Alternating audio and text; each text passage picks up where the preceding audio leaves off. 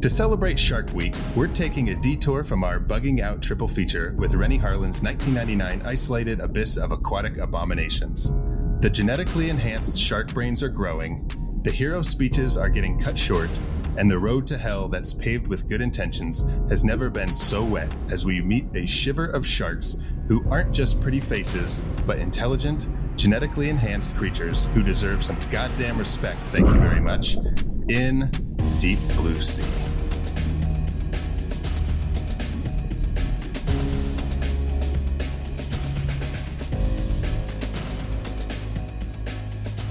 You're listening to How I Met Your Monster, a podcast that explores the introductions to your favorite movie monsters.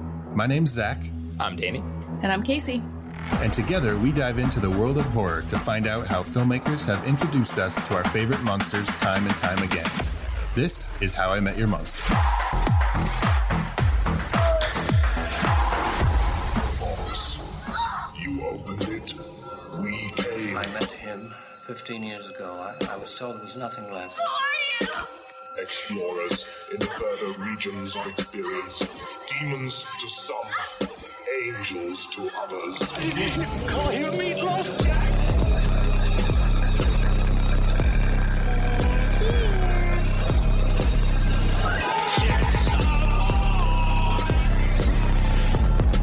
Surprise, Sydney.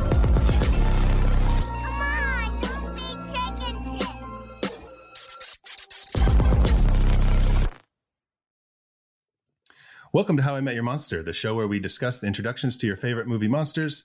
Today, we are celebrating Shark Week with a 25-year-old movie. I cannot believe this movie is 25 years old. That's crazy.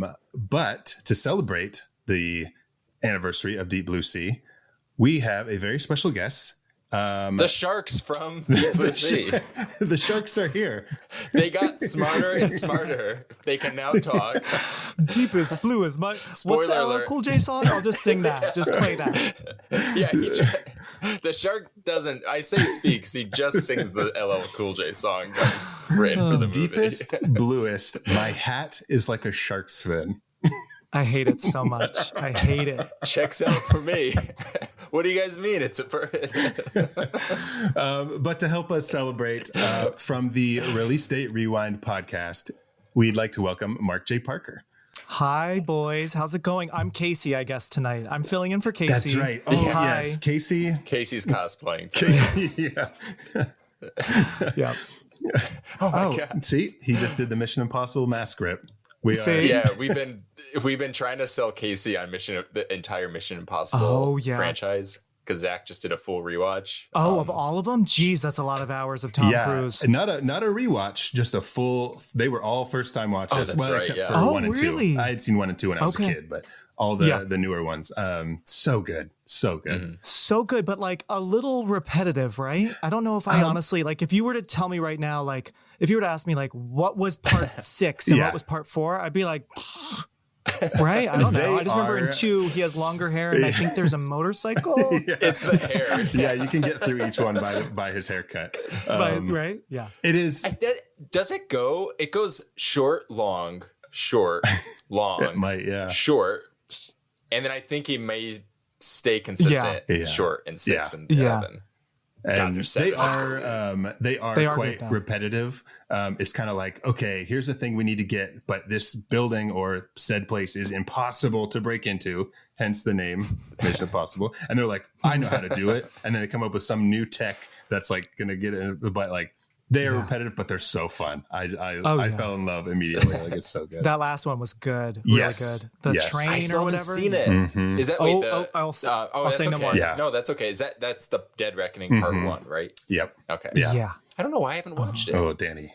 After Check all it we've out. been talking about it, you haven't went and just been like, I need to watch this now? Whatever. I was like, I think it's on Paramount Plus. I think that's how I Okay. saw it. So check that out before that disappears, because I Paramount know. Yeah. I don't know what's happening. change. I don't know. Right? Oh, They were yeah. going to merge with Skydance, and then that fell through, and then someone else was going to buy them out. And Which, if I'm not mistaken, Skydance is Tom Cruise's company, right? yeah, I thought think so so. too. Yeah. Right? Yeah.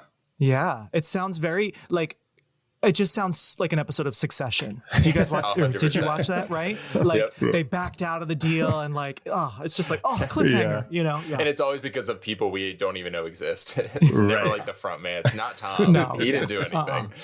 Yeah. But unfortunately, we are not here to talk about Tom Cruise or the Mission Impossible movies. We're here to talk about Renny Harlin's 1999 film Deep Blue Sea. You guys, Renny Harlin his career is amazing. Yeah. So good. Yeah. Recent. It's like he's very relevant. He's very relevant right now. Yeah. So because I haven't seen it, but he just did this. He's doing the Strangers movies, right? Mm-hmm. Yeah. Yeah. Yep. Wow. Just a small list of some of his credits. The Strangers Chapter 1, which we just mentioned. Nightmare on Elm Street 4, The Dream Master. That's your favorite, right, Zach? I don't know. It's up there for sure. I don't know if that'd be my absolute favorite, but for sure. It's my favorite Mission Impossible movie, if that helps. So about Mission Impossible. You like all part 4s except Nightmare on Elm Street. That's right. Got it. Okay. Well, no, Nightmare on Elm Street, like you have to give it to Renny Harlin. That's the cockroach bug one. Oh my God. Wild. Yeah. I think that's where my fear of cockroaches started. Probably, honestly. I was like, I do not want to end up like that girl. He did Die Hard 2. He did Cliffhanger.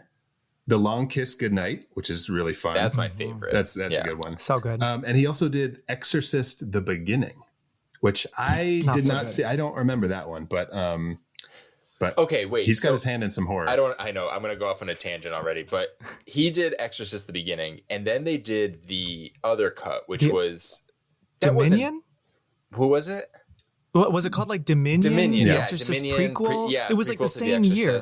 Why he am did I remembering one of them? Paul Schrader having some involvement with that? Oh, I don't know. Am I like? I think he did mind? get involved somehow. Right? I don't know if he always directed it or if he like was brought on later. Yeah, but there was something I think you're right. with Paul Schrader, and I've seen both. I did a rewatch. I keep saying we keep saying rewatch. I hadn't seen them. I had seen some of them. I did like a partial rewatch, partial marathon of the Exorcist movies, and I liked both. There was some that I liked from Beginning. There was some that I liked from Dominion. I saw one of them in theaters and it was so boring. I didn't care. The coolest thing was the film strip in the middle of the movie burned. The actual, we thought it was really like, whoa. It burned in the middle of the movie. That's a creative take. Okay. Things just got really weird. So we got our money back and we're like, we don't need to see it again. We were like actually freaked out then. We're like, okay, that is like the devil is saying like, oh, you want The Exorcist? I'll give you, Yeah. So you probably saw the best ending version of that movie, honestly. Like, it's not going to get scarier than that. Totally. That's hilarious and terrifying. Yeah. Mm-hmm. It was wild. So Deep Blue Sea, directed by Renny Harlin, written by Donna and Wayne Powers, who are a writing couple, I guess. They did, well, I shouldn't say couple. They may be brother and sister. I don't know. But they wrote The Italian Job. They wrote Valentine, that horror movie Valentine. Wow. And then episodes, I don't know if they created it or they just wrote episodes of the Equalizer TV show back in the 80s. Oh, the original. Mm-hmm. Wow. The original. Okay. Wow. And then, I think some additional writing was done by Duncan Kennedy, but he really doesn't have any other credits besides this. Maybe he was like, expert. You know what? It doesn't get any better than this, so I'm done. You know? It's like, I'm out. I've peaked. Let's see. But this was, so 1999, this came out when I was 12. And I remember seeing it the movie theater. Wait, what's 9 plus 4? 13. I was 13. I think I had the same addition problem like in an earlier episode. I was 13 and I saw this in the movie theater. That's a big jump from 12 to 13. Those are very important years there. So you got to make sure you're accurate. That's when you want to see, if you're going to show someone Deep Blue Sea, get them in early, get them 12, 13 range and you're good. Mark, you said you were 12 when you saw it? Yeah, I saw it in theaters, like probably opening weekend, and I was 12. I was not yet 13. How about you, Danny? I was how old 11. were you? Okay. So 99, I was 11. So look at us. We were just... 11, 12, 13. Just a fun fun movie. Oh yeah. It might be my favorite shark movie.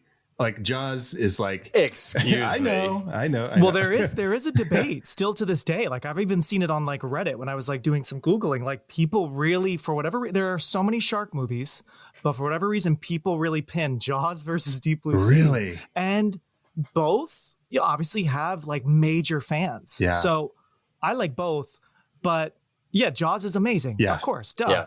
But I mean, Deep Blue Sea does not ever like settle down. Like we are just going from explosion to death to, Yep. you know, so. Yeah. Now, I Mark, don't know. your podcast is all about essentially kind of nostalgia. Do you think that has something to do with it? Do you ever see like a pattern, I guess? Because now we're at the 25-year mark. Do you think that could have some kind of influence? Probably. Yeah. I wouldn't be surprised, right? And especially for me, like I love some really terrible movies, but you know, when you see a movie when you're of a certain age and it's the first time you see someone or something or like whatever, you know, it just holds a special place for you. So Right. Yep. Right. I get it. You know, like we weren't alive for when Jaws came out. If we were and we saw it in theater, I bet we'd be like, no, best movie ever. Yep. Yeah. You know, but And it's funny about a movie like Jaws is I almost feel like it's nostalgic for me because I'm kind of feeding off the nostalgia that was fed to me from people who were younger when they Yeah. saw it. So it's like, this is a classic. You have to watch it. And yet when we were kids, I remember Deep Blue Sea, there wasn't like this reverence for it. It was just like this silly shark movie. But now that we're older, we're now that, you know, circle of people. We're not listening. We're not taking advice necessarily from other people Yeah. because we're now nostalgic. We're in our 30s. We're, you know, so that must be it. Yeah. Yeah.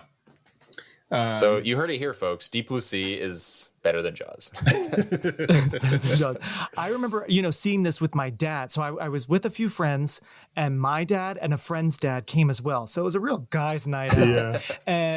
But they sat a couple rows behind us because we were like, we don't want to sit next to you guys. But I could hear them like, you know, gasping and making noises and like, especially, I mean, we'll get to it, but that big shocker moment, like I could hear them like laughing in a good way, great. you know? So that was like pretty cool. And my dad had told me like, well, let's see how it compares to Jaws. You know, he was a big Jaws fan. So that was kind of cool also seeing it with him and immediately kind of like adding this to like the shark pantheon, if you will, you know? So, And that's all that matters is that's so indicative. Like that response is so important. And that says enough. You know, people may walk out and be like, that was dumb. It's like, I beg to differ. I know you. I heard you screaming and laughing and all the right parts. Oh yeah. now was your great. dad a big movie guy? Did he like introduce you to a lot of movies, or was it just like a one-off that he like went to the theater with you? Oh, totally. Yeah. If my dad, my dad already he's a good talker, but he can't talk like we can for like 2 hours. If he could, he would totally just be my regular co-host. Okay. You know, Okay. like most of the things I've talked about, I'm like, yep, my dad showed me that, you know, when I was way too young. Yeah. Going back to Nightmare on Elm Street, I was Freddy when I was 6, and my dad was like, let's put on the next one, like marathon at like a very young age, you know? So yeah, so he was a big movie fan, or is a big movie fan like I am. So yeah, like, and I think also it was rated R, and because we obviously weren't, you know, of age yet. Cause I forget, when could you start to see the movie by yourself if it was rated R? I guess like 17. 17. In New Jersey. Yeah. Right? Yeah. Yeah. So yeah, he had to get us in. So it was either like, all right, dad's got to buy us the tickets and we got to kind of like sneak in, or he can just come. And he's like, I'm going to see this movie. That's So amazing. yeah, That's it was so part good. of the fun of it, you know? And like literally we were at least like 1 or 2 rows. They were directly behind us, but they were like back there. And like every now and then I turn around and be like, all right, like stop looking. You know? So God. Well, it's funny that you mentioned he was showing you the Nightmare on Elm Street movies, because I've told this story before, like, I don't know, in one of our earlier episodes, but like my dad is not a movie guy. Like he doesn't care. And one time when I was a kid, I was probably maybe 6 or 7. And I wanted to see Phantom of the Opera. And so, with Robert Englund. well, Or the original, old. I wanted to see it. And so my tell me. mom sent my dad with me to the video store to get this, and he had no idea. So he saw the Robert Englund Phantom of the Opera, and he's like, okay, let's get it. And so we took it home, we're watching it, and like we're like, I don't know, a quarter of the way, halfway through it. And my mom comes in and she's like, what in the world is this? What are you watching? That's not Sarah Brightman. And so that was a Which version were you hoping to see? Like the old, like I Universal have no idea. one, Probably. Okay. I don't remember that the part. classic. I just remember so funny. my dad getting in trouble from my mom for That's hilarious. Yeah. for watching because that was part of Robert Englund's like post Freddy phase, or like during Freddy phase, where like he was doing some kind of weirder, like gross, dark horror that you don't talk about too much. Is that like Mangler? Is that his Mangler era? And there was like Strangeland. Did you ever see that? No, I've never seen that. No, I've seen Linda Cardellini's on the cover with her mouth sewn shut. He's What? in that. Yeah. He did like, just some like grittier, darker movies that I'm like, no thanks. Missing that I wonder if that was fun in of Freddy response. Krueger. Yeah. Because, Freddy became like the MTV villain. I wonder if he was doing that in response to be like, no, I'm scary. Sure. Right. But Maybe. And speaking of Robert Englund, just got his or is getting his star on the Hollywood Walk of Fame. Yeah, pretty cool. Finally. Yeah. Isn't that crazy that right. like just now? Whoa, Yeah. That's crazy. Yeah. Well, with all of that talk of Robert Englund, Freddy Krueger, and all things not Deep Blue Sea, are you guys sharks in their own sense, though. Yes. Are you guys ready to meet our monster? Oh, yes. Yeah. I'm a little scared to get in the water, but if you guys jump in first, I'll probably follow. Well, we are. Can we have LL Cool J jump in first, and this time he doesn't survive? We are heading to Aquatica, an isolated underwater research facility that does not look sketchy or dangerous at all. No. At all. Like literally a prison, like in the middle of the ocean. Terrifying. Yeah. All right. That's hilarious. All right. Let's go to the ocean.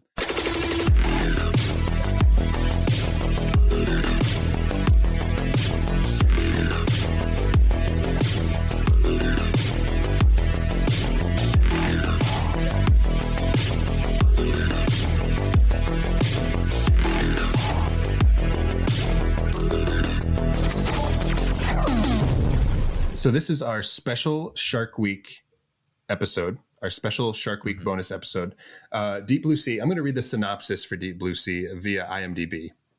Searching for a cure to Alzheimer's disease, a group of scientists on an isolated research facility become the prey as a trio of intelligent sharks fight back. Okay. Yeah. It checks. I think it checks out. I wanted to ask because I just rewatched it, but like, is it just me, or like at times did you like not know how many bad sharks there were? Yes. Like Okay. it seemed like at times it was 1 or 2 or like 10. Yeah. And I'm Mark, like, I'm so glad you're asking this because Right? we always Okay. say on this show, we always try to like, we're not critics, we're always like, let's Right. just like stick to the thing. Like, this is what we do. Like, Yeah. However, I have one criticism of this movie. Yeah. And it is in response to what you just brought up. And it's just about the main sharks. And I just feel like they could have used a little bit more personality, like identity markers, something to distinguish Sure. them. Because there were times, and I think I was especially aware of it for this podcast, because we try to like track every time we meet the monster and every time a character meets the monster. But I was like, I don't know, like, is he meeting the same shark? So there is a point where Zach will go over the reveals that we counted, so that we're all on the same page. But at one point, we just kind of had to decide, like, shark is a shark. Yeah. At this point, like, It is kind of funny. unless, There's no stated like otherwise. striped one or no like. Yeah. I don't know. I mean, every shark is terrifying, so I don't really know what the differentiator would be. gremlins But kind of Exactly. thing. Like, Exactly, yeah. Like maybe like a chunk out of one of A their furry fins one. or something. A furry Totally. shark. Yeah, a furry shark. The one with a missing tooth, and you're like, oh my God, that was the Yeah. one. Oh, yeah. You're the same shark that locked me in the oven. Which, oh my gosh, We guys. meet again. Speaking of that oven, Yeah. I was the kind of kid where like because of Jurassic Park, like I loved any sort of scenes in movies where like character or like in the original Scream when Sydney randomly is like trying to get away from the killer in Gail's van and has to like push stuff out and Yes. get through a little hole. I was always like, I can like crawl through this like around the house or in the car, whatever. Like I was always like, so seeing that whole oven sequence, I was like, oh man, that's great. Like I love Your dad's that. like, Mark, get out of the oven. Yeah, exactly. Stop stop axing the top of the oven, you know? But trying like to make dinner. like that's something I would write, especially as a kid when I was writing horror all the time. I would totally be like, all right, now he's gonna break part of the wall and then climb into the wall, and he's got to like, you know, like a little tunnel. What would I do if a shark was coming after me? Refer back to all those other. What would Sidney Prescott do? Right? Exactly. I just love when they get into crazy little tight situations. So just have to, I am exactly have to give the the oven some opposite. love. Totally the opposite. Oh, I okay. need to like, when they get in, I need to like stand up. I need to stretch my arms. I need to be like, Yeah. nope, I'm not in the That's so oven right funny. now. I am not in the oven. Yeah. I am here. Yeah, I can't do that. The oven is not going to hurt you, Zach. It is not here to hurt you. Although when the shark accidentally turns the oven on, I mean, you know, like now the stakes are raised. I mean, it is pretty stressful. Yeah. If it was another actor other than LL Cool J, maybe, you know, I wouldn't like it and maybe it would like terrify me. But because it's him, I'm like, oh, this is fun. Yeah, you know? Yeah. Yeah, it's 100%. Well, you say the things about like tight spaces, and I think of like The Descent, being stuck, and anytime there's like people going through rocks or something, I'm like, nope. Totally. Oh yeah. And that's what's so scary about this movie. We were talking about this place being like this floating prison, and it is by design claustrophobic. You're isolated. You're then surrounded by the ocean, and then the water's literally filling up the space, so there's even fewer places to go. So it just gets increasingly more terrifying, especially for someone like Zach. Yeah. Sorry, Zach. Who needs to stretch out? Zach's just they're like, okay, we gotta run, and Zach's like, can we just take a minute? I just need to like process this. Well, no, you're all fine. You know, I it's guess tense. I'm kind of like that. I would relate with Michael Rappaport's character, because he's just like, nope, this isn't happening. Like, nope, not going to do this. Like, I'm not going up there. You need that pep talk from Thomas Jane. Did you guys also forget that he was even in this movie? Because I completely forgot Michael Rappaport was in this movie. Yes. Completely. Yes. But it was nice to see him.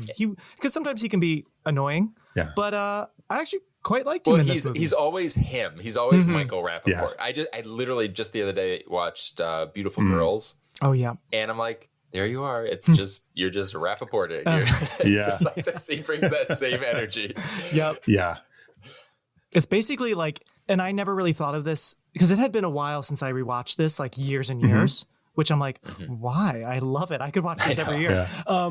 But it's basically like, it turns into like Alien, just we're not in space. We're in in the sea on like this sort of weird spaceship prison, you know, lab. So yeah. I didn't even thought about that, about it. The Alien parallels. Right. It feels very much just like Alien in the water, which is fine. That's not a derogatory thing. I mean, doesn't someone there are even only make so many. Is it Janice? Whose character is? I think it's Janice mentions that something about how much we've explored of space compared to how much we've explored of the ocean, or how much we know. So they're kind of setting the stage literally as the camera's going down underwater. It's like letting us know, like, this is, by the way, scarier than space. Both are terrifying, but man, water is so scary. I mean, water's beautiful. We love it. We love the beach. Yeah. But like, oh man, water freaks me out. Yeah. Well, I feel like shark movies specifically messed up so many of us as kids, because I'm sure you guys probably had similar experiences, or maybe I'm just like this weird outlier, but being in the pool and being like, oh my God, there's going to be a shark behind me. Yeah. There's definitely going to be a shark. Well, I actually, yes. wasn't scared of sharks at all until Sharknado. Really? Yeah. Sharknado really freaked me out. Really? No. Really? No. I was going to say, okay. I don't know how that's possible. No, I don't. Okay, Like, good. Growing up as a kid, like, I hated going in water where you couldn't see underneath it. Like when you can't see under the surface. Like, I absolutely hate that. So no, I was scared of sharks well before Sharknado. Well, what's funny is you were afraid of sharks in tornadoes, and then they made a movie about it, and that just like was the clincher. I was gonna say, I was like, is it Tara Reid that scared you? Which part of Sharknado? Right? Was it the sharks? Yeah, or the movie? Yeah. Was it the acting? And I was gonna quickly say, and then we can get back on track. But in addition to Alien, this movie also really made me think of, rewatching it made me think of another movie I love, Hollow Man, which came out a year later. Yeah. Remember Hollow Man? Mark, I was thinking the exact same thing. There was something specific. That. Yes. Even the music, there was like something about it. It's so like I don't know what it is, but I feel like they make a great double feature. It's almost like, I know this might sound weird, and it's not in a bad way, but like there's like this masculinity to the movies that I don't know, just like makes it like the same to me. Which was very of that era. Yes, of course, like high octane thriller, action horror, but 100%. Yeah. Yep. Right. Yeah. Mm-hmm. Well, now I want to watch Hollow Man. Funny. I haven't seen that since it came out. Like that was. It's basically been a long time. It's genetically enhanced. It's it's playing God essentially, like tampering with nature. Oh, sure. You're right. They go underground in the secret. It's isn't there like a group where they're kind of like, I don't know if we should really continue with these tests because this is a little probably janky, yeah, it's a little, and they do it anyway, ethical and gotcha. Yeah, and then of course they pay for hubris kicks in, and then okay, that's so funny. Okay. That era, right? Yeah, underground science experimentation, horror, masculine, that whole there are ingredients there. Yeah. Yeah, I don't know. Maybe I'm off, but there's just like this, and it's fun. It's just this fun, pumped up, even though there's obviously some strong women in both movies, there's just this like male, like we're getting kind of like unhinged, but in a good way. Yeah. I don't know. We're here to also, party. It's very Frankenstein when you think about it. Yep. Both movies are very like you're saying, like playing God, like doing things to people or animals that maybe we shouldn't be, Yep. So, yeah. Well, that's all like, it's like we were just talking about Frankenstein on our Gothic episode, and it was all about like the advent of new sciences, and then Mary Shelley introducing science into horror. And I feel like this is very much an extension of that, where you're kind of like, it's people playing God, but the millennium version of it. Like, where are we now in science? And it's like genetically enhancements. And yes, of course, you're going to, someone's going to, naked body. Oh my God.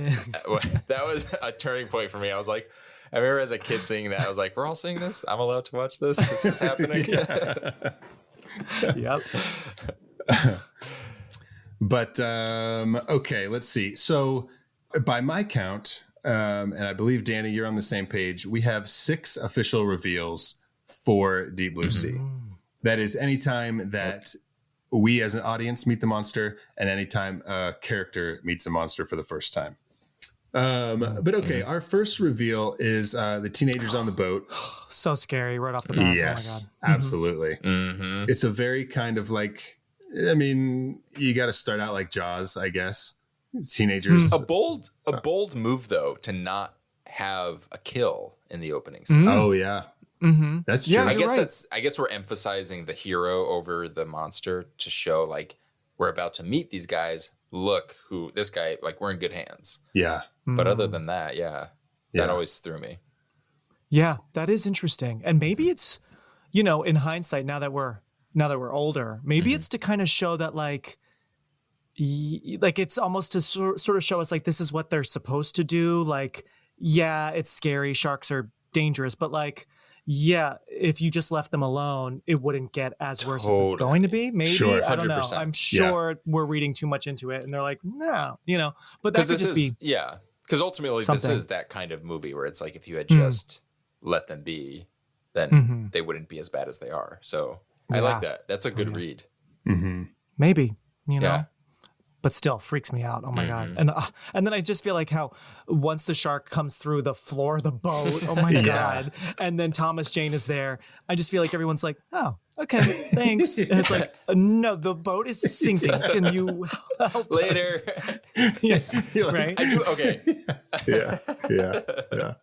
As they're sinking, they're like still partying. Like, woo! They're like, there's our other threats other than sharks, you guys, like drowning. Yeah. I did have. Okay, I know I made like a statement about not criticizing, and I don't mean this. This is more for clarification. Right. It could this might be my misunderstanding of sharks. Now I know like blood attracts sharks. Yes. In the movie, they spill red wine, which looks like blood, but seems to serve the same purpose as blood in this scenario, and the sharks are drawn to it. So I don't know if I had, maybe that was just supposed to be funny, but I wanted to flag that. Yeah, that's a good question. Good like, flag. was it played just for a joke, or was it like, this is what brought the shark to them? Yeah. Yeah. So That's they're funny. just like Red wine. like a sommelier shark. That's what. Oh, maybe they were genetically enhanced, so like their brains are now like very savvy to like different flavor notes. Yeah. And he was pissed because he wanted like a Pinot, and he was like, "Fuck, We're doing red. I specifically asked for white. We're eating fish. Like white with He fish. busts through the floor." Or he's just like trying to be like, see what else they have, and he's like really just like friendly, and they're like, kill it. Yeah. Is this a wine tasting or what, you guys? Let's go. But I was surprised to see the shark that early in the movie. Totally. Like a lot of times the movie would open and it'd be like this thing going on where it's like, you don't know, there's something under the water or something. And then like either someone gets pulled under or something. And then it's like, you don't know really. Well, that's like the big thing with Jaws is like, we're going to hold that reveal for as long as we can. And this movie's like, you know, this is about The sharks. movie's like, Here you came go. to see sharks, yes? yeah. Right. Okay. Our second reveal comes fairly quickly. This movie moves really fast. Yeah. They do a quick, like we establish the basic setup, which we've already kind of talked about. Yeah. They're trying to what's her last Susan? Susan I think she's called Susan McAllister. McAllister. Yeah, she's trying to do. Oh, right. It's essentially the plot of Rise of the Planet of the Apes, where she's trying to cure Alzheimer's disease by manipulating the proteins in the brain, and they're testing it on genetic sharks to basically siphon the proteins that are developed in this, and then using that as like their cure-all for Alzheimer's. Yeah. So we get that kind of setup, and then it's just. Well, yeah, because the company that she's working for is like, we're pulling your funding. Like, this is the shark got out. This is too much. And she's like, you can't stop me now. She's like, give me the weekend. And they really need like 3 or 4 more months is what we find out. But she's like, no, we're doing this now. And It's movie months. It's movie months. Yeah. Did you guys catch? And again, I don't want to criticize too much either, but I feel like it's part of the fun. Did you guys catch how she's like, give me 48 hours till Monday morning? I'm like, you're having a Saturday morning meeting? Huh. That sucks. Like, could just be a phone call, right? So when she said that, give me till Monday, 48 hours, I was just like, ooh, that sucks for you. So yeah, that's another example of like the movie equivalent of like a Zoom or a phone call. It's you are not only in person, we're gonna fly you in through a helicopter. Yes, you're wearing your blazer. We are all dressed up for this Saturday morning 8 a.m. meeting, right? Which is mostly a catch up than just like a check in. Like, we good? Yeah. That's hilarious. There was like another little filmmaking is like just in terms of like the script or filmmaking technique, whatever. But she's like, give me 48 hours. This is what we're going to do. And then she just leaves the office. She doesn't like wait for any, like, she's just like, I guess this is what's going to happen. So she leaves. Yeah. And then it cuts to them on the helicopter. And Sam Jackson says, you were pretty like intense back there. Meaning the conversation they just had in the office. But it was like the next day they had changes of clothes. They had this. They were like, they were already at the island. And he's like, you were pretty intense. Like he's just picked up, like they had just walked out the door and said something. And I was like, wait a second. Movie logic is mind melting when you think about it.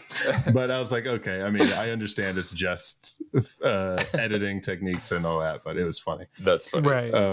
Yeah.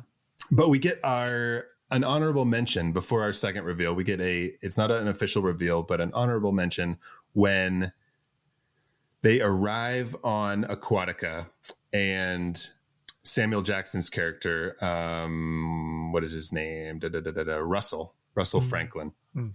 He mentions something about the tiger shark that they have like up in the hoist. And she's like, no, that's just the food.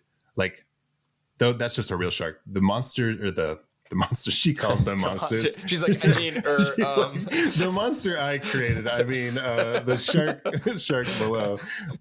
She's like, they're over there, and then you see like this giant shadow underneath the water that kind of. You're just like, ooh, gosh, what is that? It's big.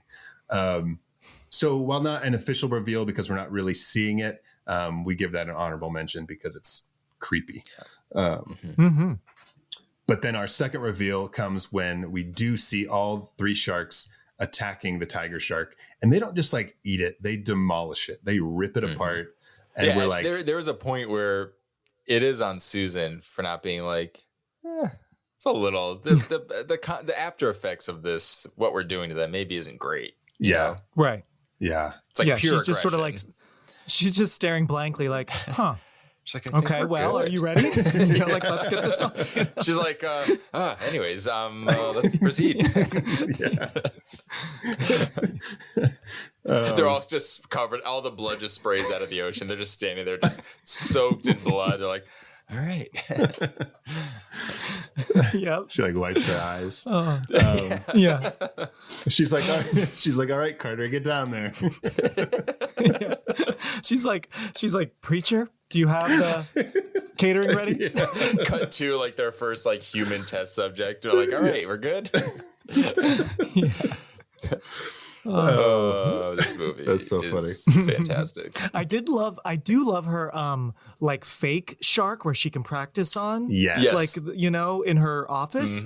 I was like, okay, that's pretty helpful. And I would hope doctors doing this crazy stuff do have a little model to like really just practice every day, can't really mess it up. And of course you need it because it's gonna have that fake out later, which actually I was like, oh yeah, forgot about that. That's a great scene. Oh yeah. Yeah. I love that. Yeah. But Carter gets down in the cage because it is now time to extract the chemical, whatever it is, from their brain. I think they call it a protein, but I don't know if they they specify what exactly it is. And she just like sends Carter down there to trap one of these sharks and bring it up. And we really start to see like how we saw earlier how Carter is like, as like the hero because he catches the shark that escaped. But now we kind of see like what he's capable of because the sharks, they like form a plan. And they're like attacking him from both sides. They start to swim. Very raptor-like. Yeah. They swim backwards and they're like, wait a second, sharks can't swim backwards. Yeah. And they're like, well, these ones are fucking smart. But then we really see what Carter is made of because he like takes off his fucking scuba gear and like sets a decoy for them and then just like holds his fucking breath. They're like, damn it, this guy's good. He's good. Got us. All right, boys, we've met our match.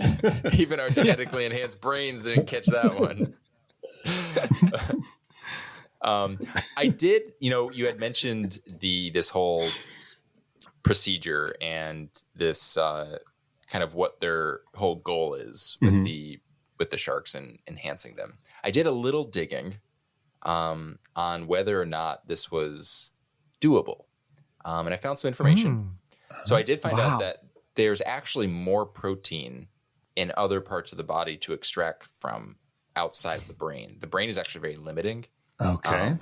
So right out of the gate, like and I'm not here to like pull it apart. I was just curious to see like if this was something that could happen. So right out of the gate, like Susan's kind of shooting herself in the foot by basically she's creating more problems than are necessary. Gotcha. Also, they mentioned at one point that sharks are immune to cancer, and it's actually not true. Sharks are more resistant than humans to cancer, but they still can't get it. So there's one more kind of mark against them in that regard. Let's see. Oh yeah. So the compounds in the protein that might actually aid in this research would be in other parts of the shark, like the liver and cartilage, and not the brain. So not only is there more of this, like this type of protein in other parts of the body, the ones that you would need to actually do this sort of research are not even in the brain to begin with. And damn, she fucked up.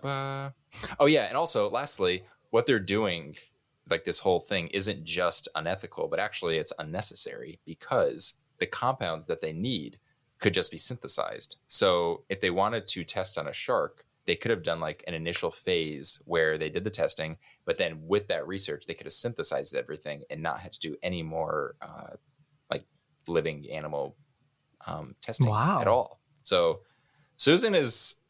Susan sucks. Yeah, Susan sucks. I kept going back and forth in this movie. I was like, okay, I feel like we're supposed to hate her, but there are times where I'm trying to like sympathize with her a little bit, and like I'm like trying to see where she's coming from. But yeah, Susan sucks. She does. Yeah.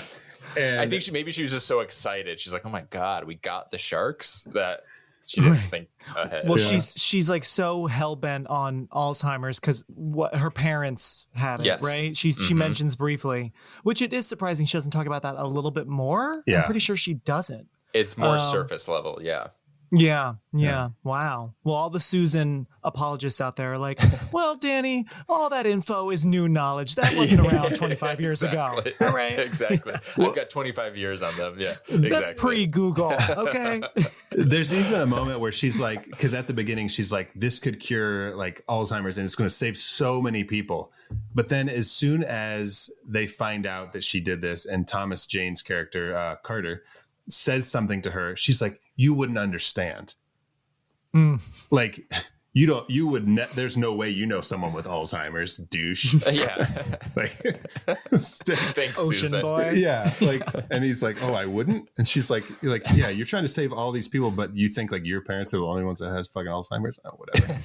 Yeah. She's running on ego, which is unfortunate. But spoiler alert, for the end of this movie, in my head, I had it where she lived. Like they get up to the surface and I was like, oh yeah, that's right. They get out and this is that. And then she fucking gets eaten. And I was like, oh my God. I was like so happy because I was like, yeah, you deserve to be eaten. Yeah. I'm glad I was wrong. Yeah. Man. I know. It's funny because like she's on the I meant to have it down here. I have the DVD and I wanted to show it to you guys. But she's even like on the cover of the DVD. I think she was on the poster. Like she's very much the leading lady, kind of final girl, you know.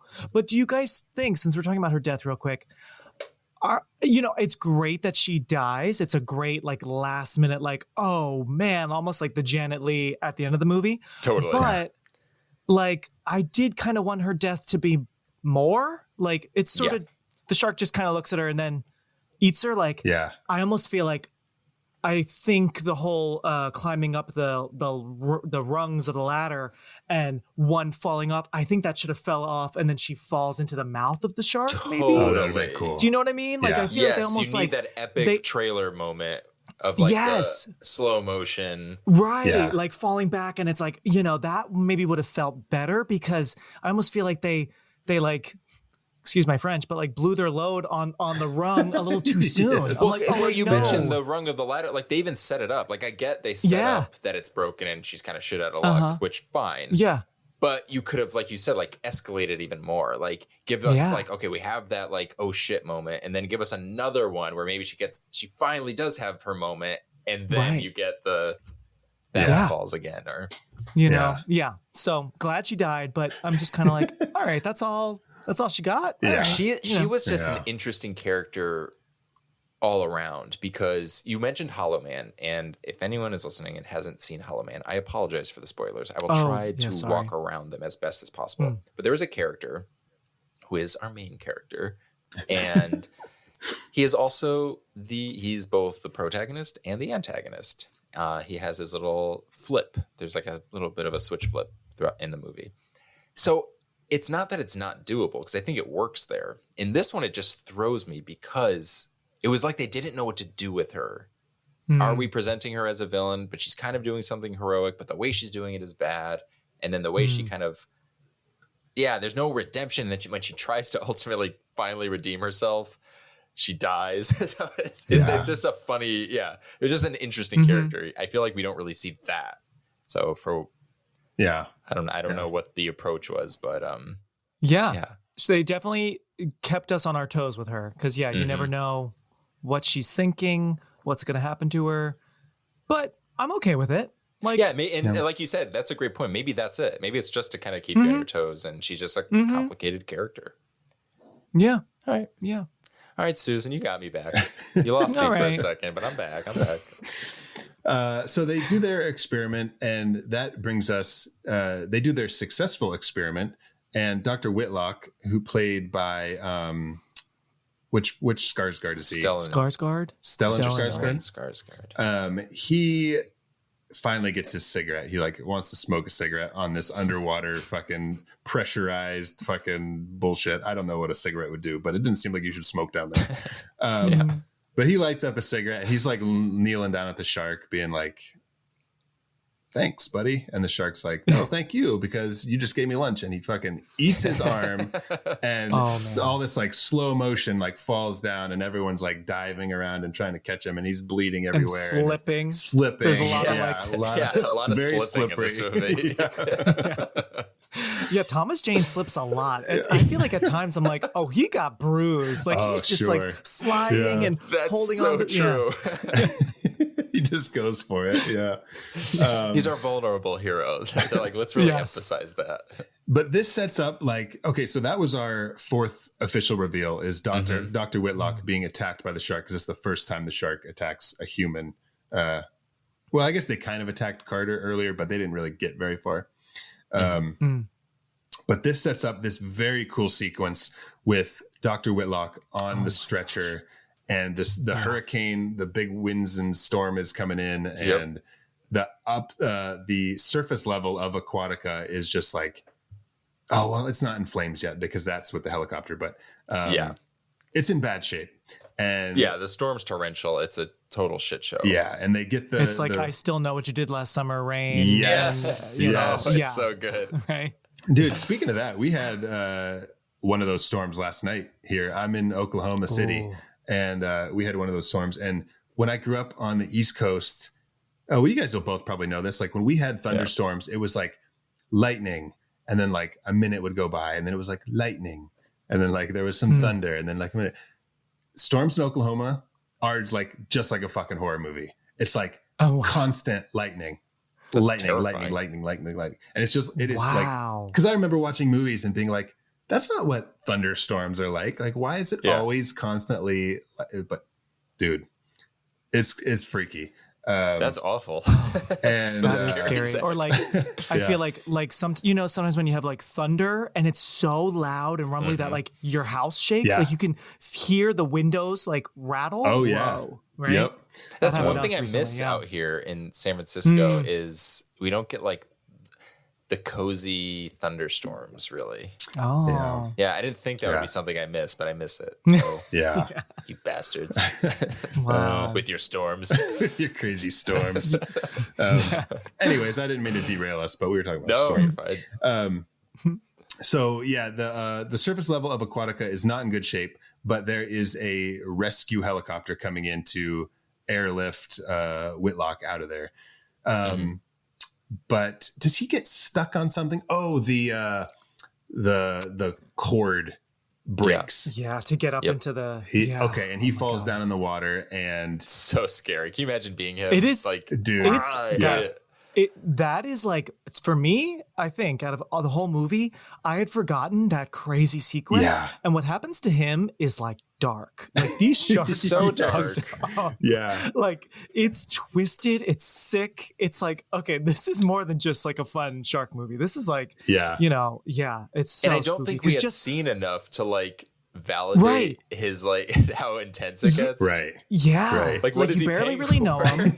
It's like you wanted to like experiment on us, bitch. You are coming down with us, and we're gonna throw you at the glass. Like, it's so just like on one hand we appreciate it because we are smarter and stronger, but you still have to pay for this. This is not okay. Yeah, because the cord breaks, he falls in the water, the shark grabs him, swims away with him, and it pulls the helicopter, just like breaks through all the fucking metal and everything, and then crashes into that poor lady in the tower. Yeah.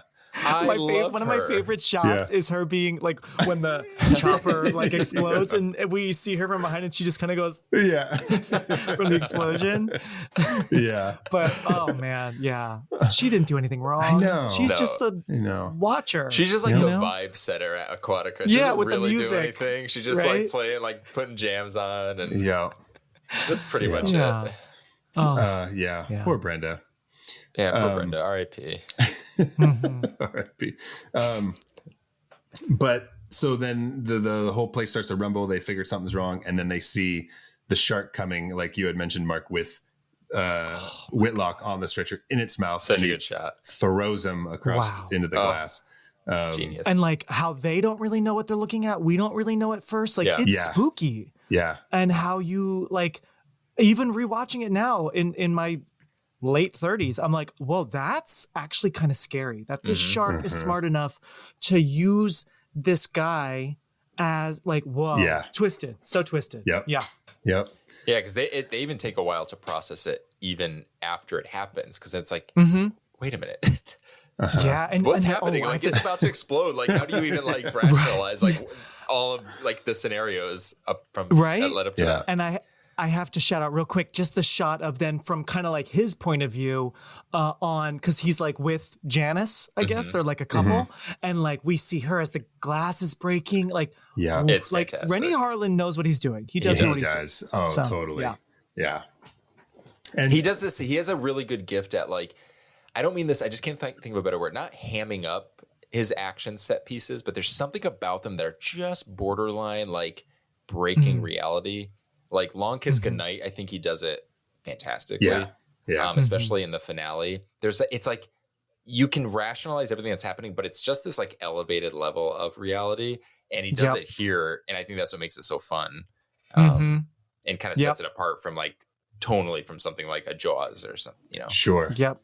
Totally agree. You know, we had mentioned Long Kiss Goodnight, also Samuel L. Jackson. Oh yeah, that's right. Of course. And let's see here. And Rennie's ex-wife Gina, which I did not realize until just this week. Oh yeah, I did not know that. So can I tell you real quick? Absolutely. Can I tell everyone? All right, get Yes. ready for a story. I did not realize they were. I think I did know, but then I forgot. You know, like random like couple trivia. You're like, oh yeah. So this week when I was looking him up, not only were they married, they broke up because he cheated on her with the nanny. He's one of those guys. Oh, Rennie. Oh, wait, like Fran Drescher, the nanny, or just like his nanny? No. That would be pretty interesting. No, sadly, no. You imagine walking home and you just hear Fran Drescher having sex and you're like, yeah. Oh, Rennie, right? Rennie. Okay. Wow. Yeah. So Man. totally not really anything to do with the movie, but I just thought that was some really interesting Rennie. Hollywood gossip. Well, we have our segment later, The Real Monster, and so it might jumped be up to the top of my list. Okay, so How do you? So it's Gina Davis. in 1995, Rennie Harlin made Cutthroat Island with Gina. With Gina. That was the big flop. with a big flop, and then Still have never seen it. in Same. 1996, a year later, he made Long Kiss Goodnight with Gina and Sam Jackson, and then he dropped Gina out and went to 1999 and made Deep Blue Sea with Sam Jackson. Wow. Yeah. So I wonder Weirdly. if Gina was, I don't know how long they were working on this movie or developing the script, but I wonder if Gina was maybe going to be Saffron Burrows, which I could Yeah. totally see. Totally. That would be amazing. Yep. Maybe they did. All right. My theory is that they had Gina, and once she was out, that's when they turned Susan into more of like a complicated, more villainous character. Because if it was Gina, she would have been the hero. Right. Sure. Totally. Yeah. Yeah. I love Gina Davis. She's so good. Me too. Love her. She's the best. All right. We're just going to welcome to Gina Davis talk with the boys. So in Thelma and Louise. Yes. Yeah. What was she thinking driving off the cliff? Didn't she see that clip? 3 people completely misunderstanding the point of that movie. Okay, so here we kind of see Samuel L. Jackson's character, Russell Franklin, kind of taking charge because the glass is starting to break and he's like, everybody back up. We need to go. Like, let's move. We do find out that he had been the survivor of like this avalanche, right? Yeah. Which is weird. It is no, weird. It gets weird. this subplot where I'm like, what? Who are you? I'm like, oh, okay. But and he's like the richest, he's like super rich. He's like the funder of this whole thing. And now it's actually probably a good time for me to bring this up. It is time for the How I Met Your Monster conspiracy theory of the week. Wow. Hit it. You're telling me that NASA is going to kill the President of the United States with an earthquake? Not exactly the kind of thing a Secret Service agent can like just throw himself on top of. The whole Vietnam War was fought over a bit. Howard Hughes lost to Aristotle Onassis. So third issue this year, conspiracy theory. Okay, so I don't know if Danny has told you anything about these. But I haven't. I apologize. These are our airtight, completely scientifically backed theories that may as well be facts. yes, exactly. Okay, I'm ready. So, Russell Franklin, Samuel L. Jackson in Deep Blue Sea, he, at one point, I should have wrote it down, but he says a riddle. What's the riddle that he says? Do you remember? Oh my gosh. I can hear it in my, I can hear his tone. Did I write it down? Is it earlier on? Yeah, sometimes I just write down random It hasn't lines. happened yet. They're like talking about like, why are these sharks attacking them or something? It might just be like, here's a riddle. What does a 800-pound mako shark eat or something like that? Or like do when it's trapped in a thing. Okay. Russell Franklin is actually Zeus from Die Hard with a Vengeance. Say no more. I'm in. Okay, right? He has the... Oh, wait a minute. I feel like I know where you're going. He's got the gold bar, right? He has he has access to the gold in Die Hard with a Vengeance. Mark, are you familiar with Die Hard with a Vengeance? I am. I remember. I think that's the first one I saw, but it's been a while. So I'm following. Okay. Keep it going. Okay. I'm going to try to. All right. Okay. So he finds a gold bar. He says, that was my gold bar. He stashed it somewhere. So he has a gold bar. Yeah. That's where he starts to make his money. He invests the money from the gold bar. He becomes like really rich. The bad guy, excuse me, I forget his name. It's played by Jeremy Irons in... Oh, Simon. Simon Says, that's right. He is all about riddles in Die Hard with a Vengeance. So Zeus is traumatized by these riddles and he starts, he makes his money. Oh, that's how he makes his money. He sells riddle books. Like, of course. He sells riddle books and so profitable. So profitable. And then he brought it to Shark Tank and then they invested. Just laying the groundwork for his relationship with sharks. Yes. Yeah. But so we find out that Russell Franklin in Deep Blue Sea survived this avalanche. And it's not just that, like, he said they did what they had to do to survive. Yeah. We find out that they actually killed people in their group, right? Mm-hmm.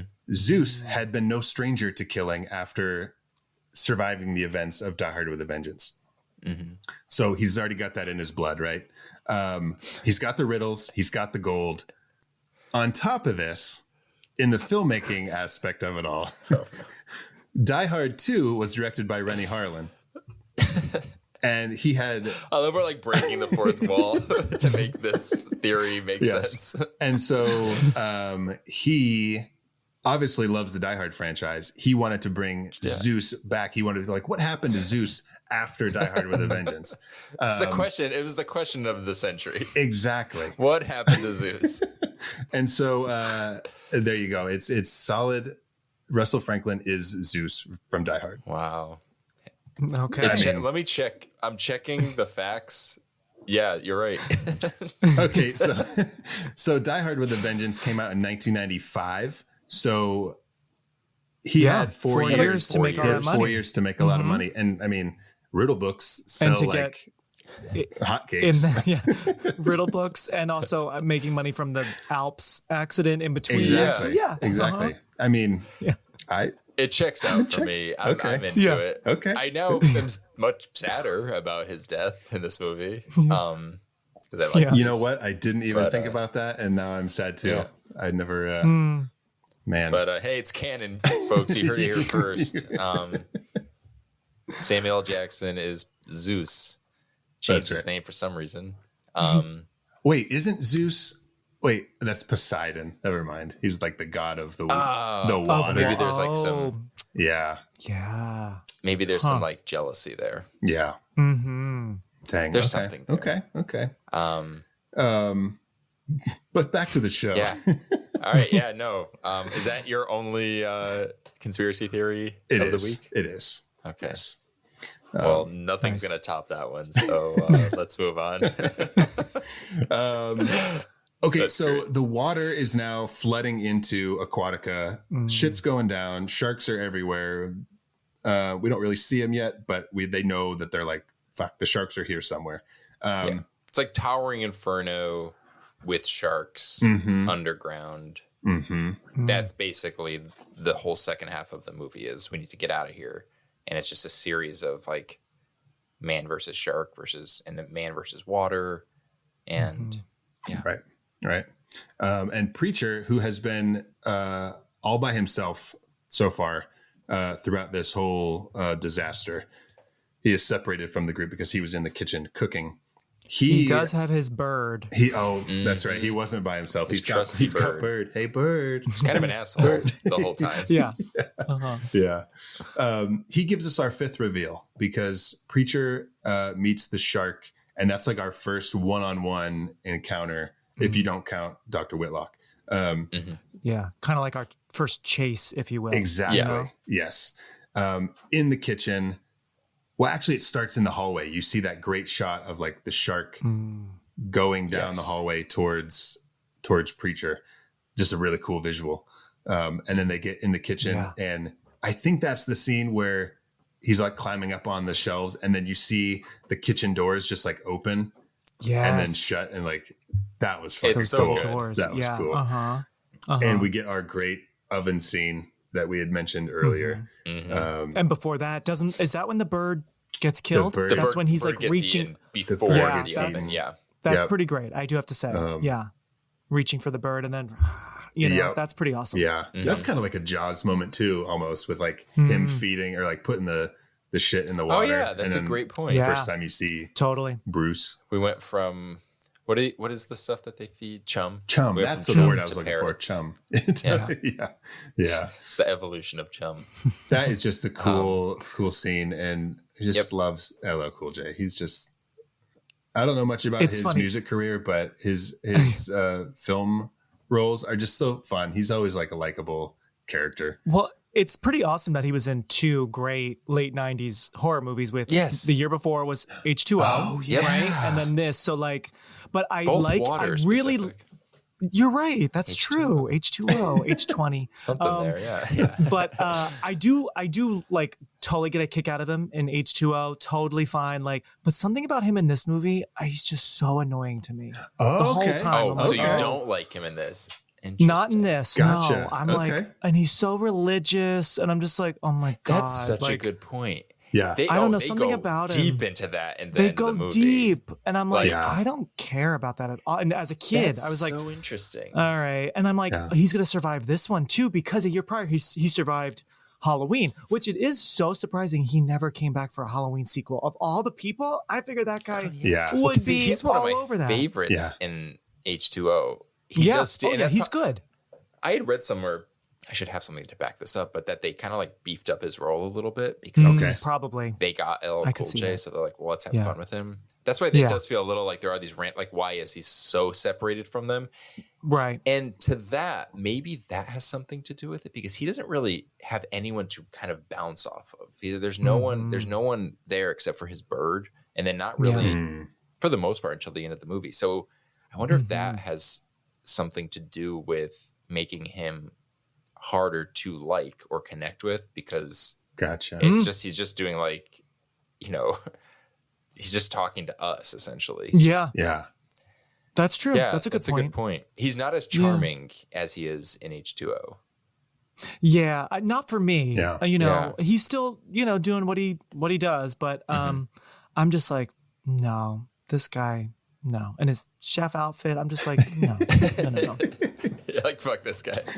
I'm just like, and then he survives, and I'm like, oh, okay. Although, I'm okay with it because it is a surprise. Because like I forgot, he's dragged all around like you think he's dead, but I guess God's on his side. Yada yada. So that is so funny though. It gets so religious at the end of this movie. Randomly, like it amps it up, and I'm like, okay. Like they but literally maybe say that a has prayer. to do with the. Did I? Right, yeah. They do. I was going to say, did I miss something? I was like, I remember him talking about like being preachy, and I'm not a religious person, but at all. Yeah, but like same. it didn't bother me watching it. And then you guys are saying it like got amped up at the end and I didn't remember it, but or maybe just for me, because I'm just like, well, no, I just didn't remember. There is a moment where they like hold hand, like, he grabs everybody's hands and they have like a prayer circle. They right? really lean into it.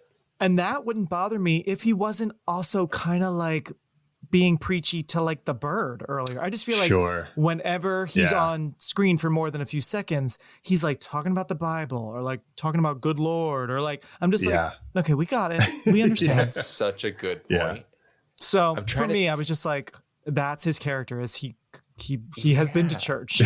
Because like the whole like I could see from like a narrative perspective, like where this is a movie about, it's like the Jurassic Park playing God kind of thing, that maybe they're like introducing like, see, what did I tell you? Like you know, you play with God, you're gonna like feel his wrath kind of thing. So the only way to save themselves was to literally like beg forgiveness essentially by the end to God.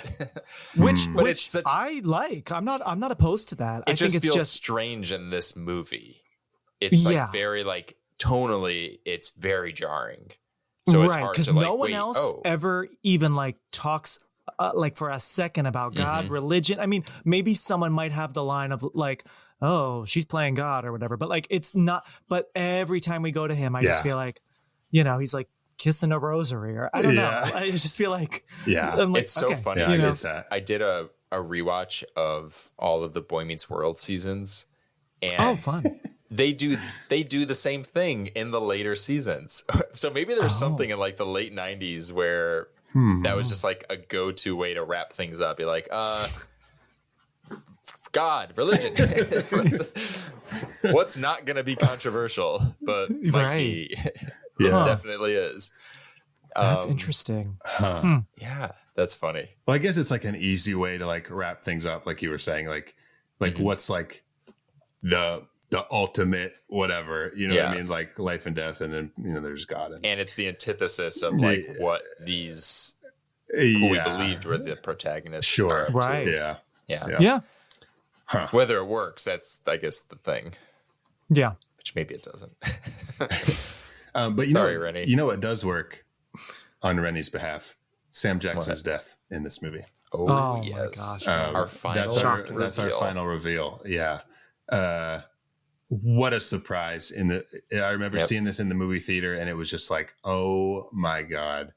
It was such a moment, right? Wow. Yeah. Like I remember like kind of seeing it like where I was in the theater, like the angle. Yeah. Shocking. There has been only a few times in my life that I remember being in the theater and like remembering my like jaw dropping and being like, oh my God. And this I think was, Zach's like, was Zeus. Zeus. No, this was one of them. Seeing Mother in the movie theater. Oh my God. And it wasn't even like one of those for me, for Mother, it wasn't like the ending or like anything crazy. It was just like a shot, like like halfway through the movie, you finally see like a wide shot of the house. And just like, it was just so gorgeous to me. And it just like hits. And then you're like, boom, wide shot. And I was like, oh my God, it was just like, it like took my breath away. Wow. But most recently, I've only seen it once. I need to see that again. It made me sick. Oh gosh. In a good way. Yeah. Same here. It was only in the theater was the time I saw it. But, but if you guys are, Mark, I don't know how much you are like heavy into horror at all, but like gore fans, like the most recent time I remember doing this was In a Violent Nature, which just came out. Oh, I still haven't seen it. Like a couple of months ago. That just came out. Am I right? Yeah. Like a month or like maybe a month ago or so. I haven't seen it. I hope it comes to Shudder soon. I hear such mixed things, but for you, it was the whole movie itself is really cool because it's just different and there's like a whole vibe and it's not for everyone. Absolutely not for everyone. There's going to be a lot of people who are like, this movie is so boring, whatever. But if you like Friday the 13th and stuff, like you're just going to get like a fun vibe out of it. Yeah. But there's one kill in the movie that I was like, my jaw was on the floor of the theater. I had to like scrape like the old soda and popcorn off my jaw. Like it was, dude. Yeah. Watch that movie. When you get a chance to see it, watch In a Violent Nature. It's very cool. It's very cool. I'm so excited. Okay. So we have your experience with Mother, your experience with A Violent Nature, and your experience with Deep Blue Sea. Yeah. 3 of the most jarring film-going experiences you've ever had. Ever. Noted. Okay. Love it. Rennie Harlan's like, thank God, someone's like bringing it back. I made top 3. Yeah. Oh, and the time I saw Cutthroat Island in the movie theater, and I was of course. No, I think Mark, you mentioned this too. Like, I haven't seen Cutthroat Island. Like, I don't know what the Has big. anyone ever seen that movie? Yeah, that's the thing. Everyone knows it. Like, I just feel like everyone knows. Like, oh yeah, it was a flop, right? Yeah. No idea what it's about. Yeah. Like, I think I saw one picture. Like, no one knows what it's like. Yeah, it was I really always bad, assume it's like Treasure Island, but like I don't know what the story is. Yeah. Maybe there's a monster in there, and we'll talk about it someday. We'll do a special episode. We'll see. I think that would be great. Or on my show, we'll see. Yeah, for sure. Oh, I love it. Let's do it. Right. But Sam Jackson's death in this is just, I mean, it's just so cool. Just so cool. Mm-hmm. Just literally in the middle of saying a word. I don't even know. We need to, it's just, And I feel like really this brilliant. scene set such a standard for that quote unquote twist where like the hero gives the hero speech and then they die. And it's like, whoa, what? I thought that was the guy that we're following. Because other movies have done that. And maybe something has done it before, but clearly it's not like, doesn't seem as pivotal. But there were movies like, now I'm going to start spoiling. Well, like Psycho, right? Oh, I guess Psycho. But that was more just like, I'm surprised they died. I mean more like where you kind of have like your central hero, like the classic textbook hero. And then they just like eat shit during like a big moment. And I feel like that set the standard for it. Okay. Yeah. Kind of like, not to, I know we're spoiling different things, but going back to the Scream franchise, kind of like for me, I mean, yeah, everyone says Drew Barrymore, but I mean, I think obviously that's such an iconic, perfect scene, but like I already kind of knew about it before I saw the movie, but Scream 2, Jamie Kennedy, Randy, that was like, and in the middle of the movie, I mean, I personally think if they were bringing back everyone from Scream 6, but it seems like they're not, but like one of those surviving characters needs to get it in the middle of the movie, a big shocking, the Samuel L. Jackson of it all. Yeah. Wait, so maybe it was, I'm wrong because Scream 6 was 97 and this is so Jamie Kennedy. So Scream set the precedent Scream 2, for the hero. Yeah. Oh yeah, that's true. That's true. Mid-speech kill. Yeah, because he's on the phone. Corrected. Like, yes. So you're right. Yeah, but still, I mean, that's shocking in like we like him. What? This is just shocking. Like, what? Yeah. You know? Yeah. And what makes it also so great is then the reverse shot on Thomas Jane and everyone like jaw dropped. Like, it looks so real. It's like we're looking at ourselves. We're like, yeah, you're so right. It's like right there. We're looking at a mirror and we're all like, whoa, what is happening? Like when you're watching a fucking video or something and the screen goes black and you see your reflection. You're like, Exactly. Oh God. Because this scene also, not only is it like shocking for that reason, it also kind of, we've been told and we've seen signs to indicate that these sharks are on like a different level compared to like your traditional shark, because it's literally leaves the water for a moment. Like it's in attack mode in a way that doesn't seem very shark-like. I guess. Because it like comes up and like bends to like get on and it goes back down. And then it like it's flops. unnatural. Yeah.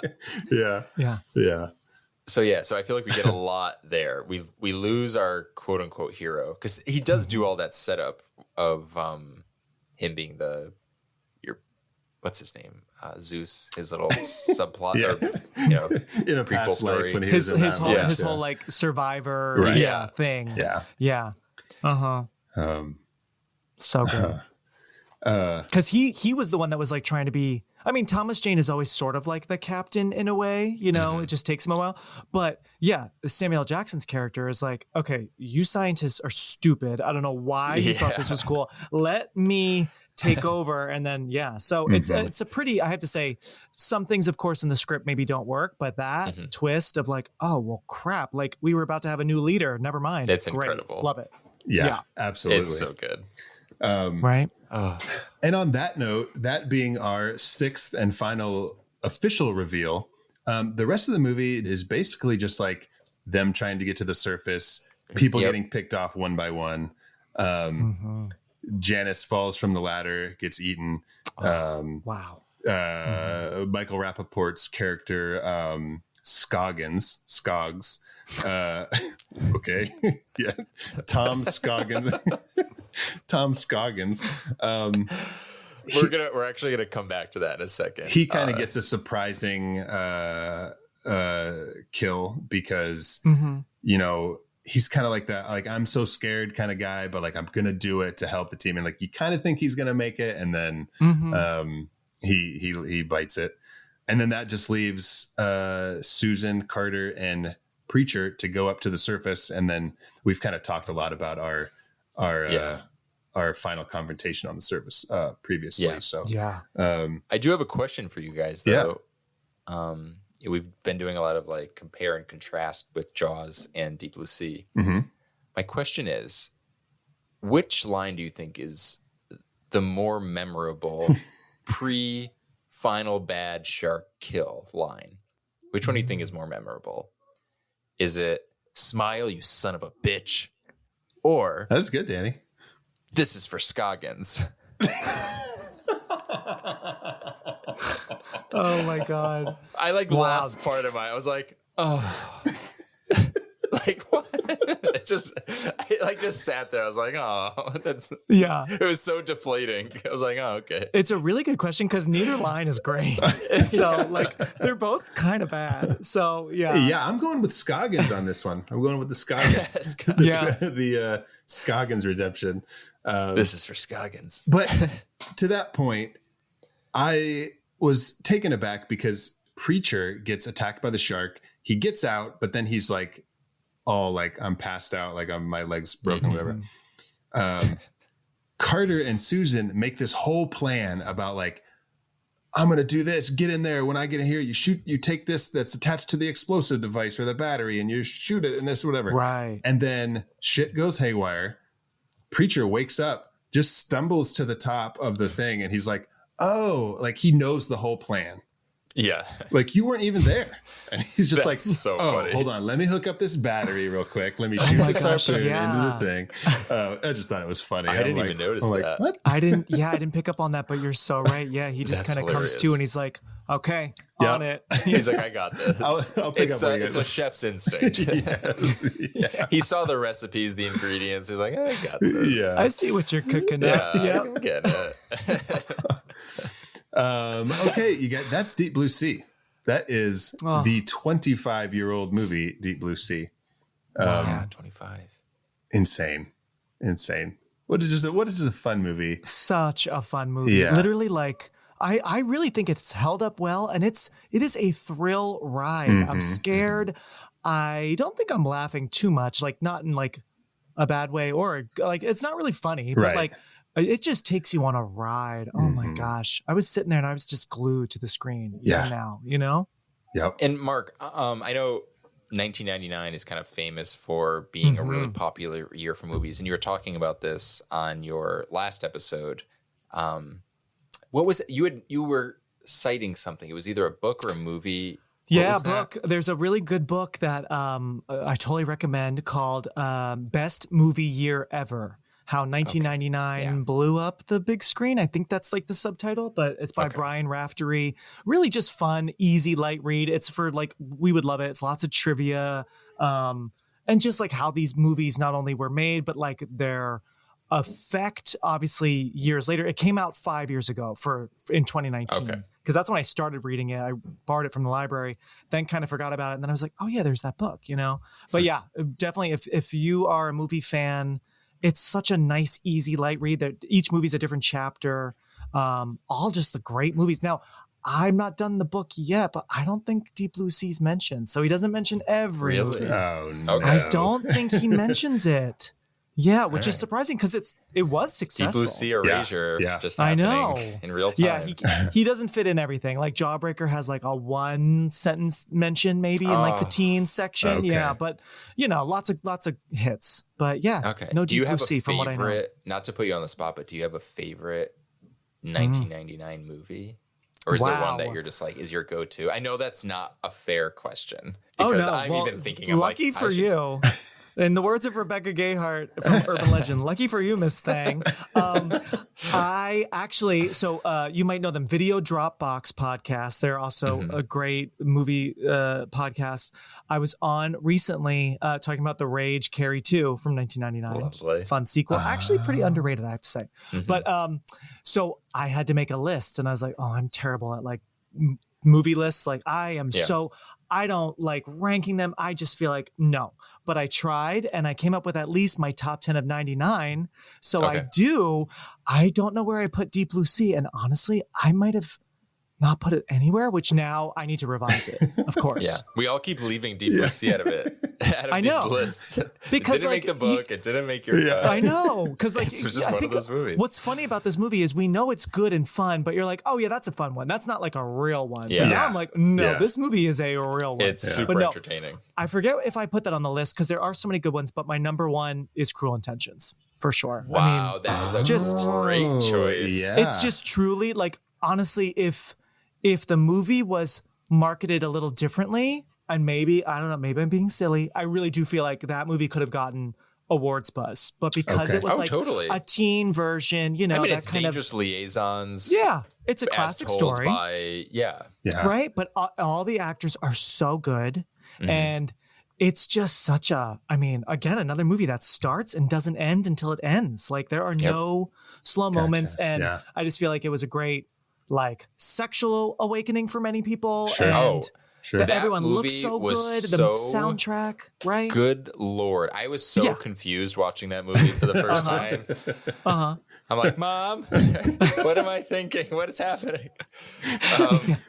And even like the side characters, right? Like everyone is so pretty, so funny, so good. So, I just feel That's like a great pick. that to me is like, when I saw that, I was like, oh, I just saw like a movie, you know? Yeah. So, yeah. But Deep Blue Sea is up there. Great choice. Thank you. That's not the first time Ryan Phillippe has come up on this podcast. Yeah. Oh, in regard I hope he to, comes up like, often. an Please. awakening. In regard to Danny's To my sexuality. sexual awakening. Oh, yeah. I mean, I hope so. I know you did last summer when he goes into the shower. I Oh, was yeah. like breathing heavily. I'm like, I'm not okay. I need a shower. Like, I'm not feeling well. Yeah. Did you see that in theaters, Danny, or were you too young?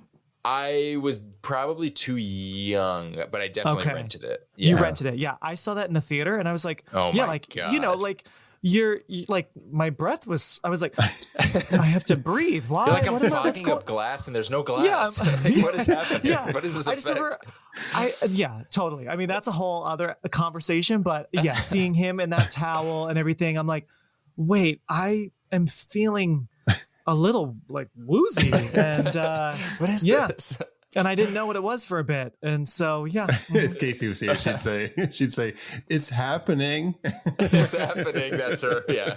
It's so happened. Uh-huh. We'll have to have you on because we brought back our on a more consistent basis our watch-alongs. So we haven't you planned guys are doing anything. those. That's great. Yes. We have nothing official in line for I Know What You Did Last Summer, but maybe we'll get you on for that. Yeah. Oh my if you wanna gosh, guest. I'd be happy. That'd be fun. Yeah, I talked about it on my show, but I can talk about that anytime. Yeah. We'll just the pause sequel, it on the. We'll just keep looping the bathroom, the locker scene.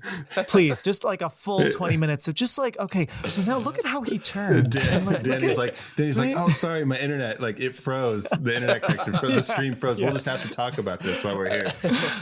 yeah, Danny's like, while Danny, I figure just press this play. out, we can Danny, we can see continue. you paused it.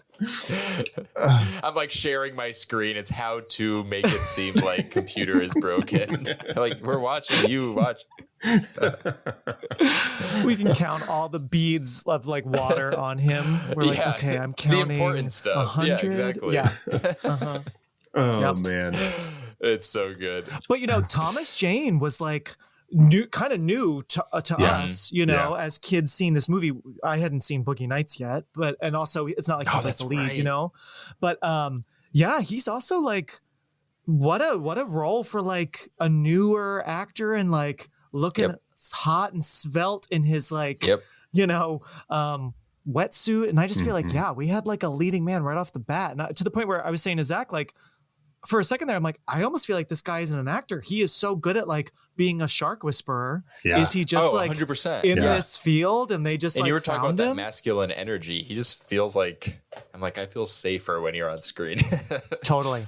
I looked up his age. He was only 29. I'm like, oh my God, I'm Stop. older than that. And I don't have that much masculinity That's at all. crazy. Yeah, he was only like 29. Saffron Burrows, I didn't realize because she also is so, maybe it's just because she's British or whatever she is. Like, she was only like 26. I'm like, I thought you were like definitely like early 30s, like chic, boss bitch, no. Yeah. I still will watch movies. Like, speaking of just the one that comes by, I know you did last summer. I still feel like they're older than me when I watch the movie. Totally. And I'm like, wait, I say it they're all the time. just graduating high school. Oh, exactly. You're like, like still to this day, I'm like, oh, wow, man. And then you're like, oh, no. They are like 15 years younger than I am. I could be their parents. Right yeah, technically. absolutely. Like, that's crazy. So crazy. That's wild. I know. Yeah. Oh, but speaking of Thomas Jane, one thing I did notice again, and I had noticed this when I was a kid, totally not at all what you guys probably want to talk about, but tons of armpit hair. It's to the point where I'm like, oh, really? Hey, I don't know if you noticed. I want to talk about this. Okay. But I can't speak for Zach. I mean, yeah. It's just something I mean, I'm always like, ugh, like I don't love a lot of pit hair, but like this guy's got lots of pit hair. And I just feel like find out that this was like added in makeup. Like, we really want to like amp up like, it's like masculinity. Yeah, they like wove it into his actual pit hair or something. But yeah, extensions.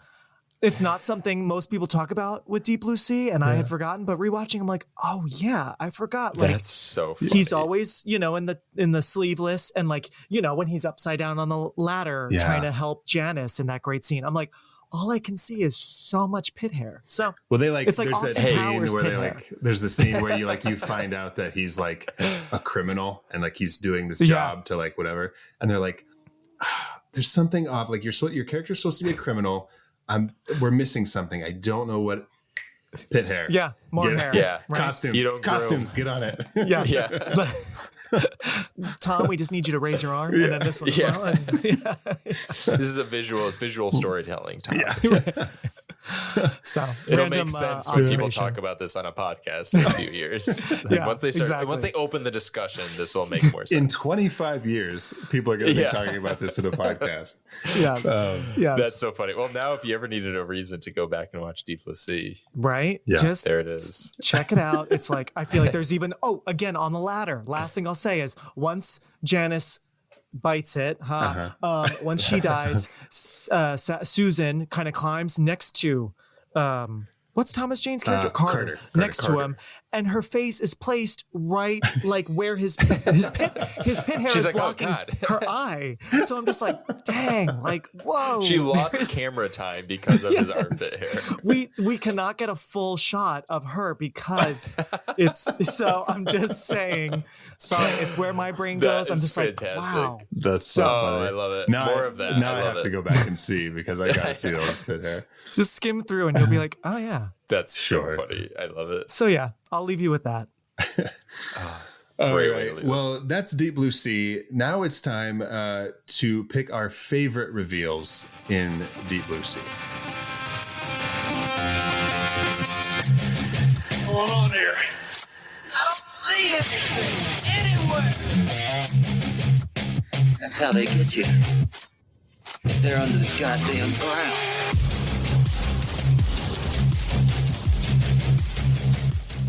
So, speed round rundown of our 6 official reveals. Okay. Partygoers at the beginning. The sharks attacking their dinner, the tiger shark.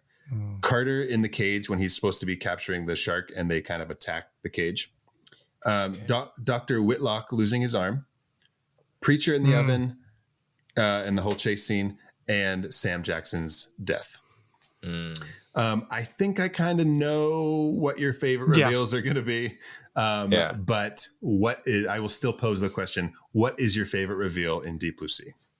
I mean, my favorite it's my man Zeus. It's got to be Zeus. Samuel Jackson. I mean, it's got to be Zeus. Yeah. We dedicated about 75% of this podcast episode talking about his character. Yeah. Which ultimately led to his famous demise. So Yeah. it's Samuel Yeah. L. Jackson's death scene. It's gotta be him. Yeah. For sure. Right? I mean, most people who remember Deep Blue Sea, you remember that moment. Yeah. But, that aside, because there are so many great moments in that list, I don't know. I'll give my number 2 at least. Sure. Like the runner-up is Stellan Skarsgård losing his arm. Okay. Oh, that's Okay. great. Yeah. That's like, it's just really like dreadful. Like Yeah. that starts that Yeah. whole dark, something's going to happen. It's too good to be true. But like, whoa, how easy that happens. And the blood and the slipping. It's just like, oh boy, we are like, now we're entering act 2. Well, the movie presses on the gas right when that happens. Like it does not Exactly. stop. Yeah. Yep. Totally. So, That's good. I like that.